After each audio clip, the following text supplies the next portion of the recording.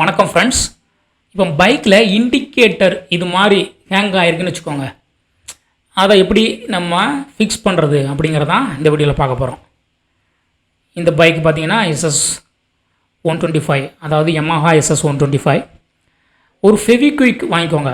Easy method தான். ஃபெவிக்விக் 5 ரூபா தான். அதை வாங்கிட்டு அந்த அவுட்ரு சர்ஃபேஸில் நல்லா அப்ளை பண்ணுங்கள். அவுட்ரு சர்ஃபேஸில் நல்லா அப்ளை பண்ணுங்கள்.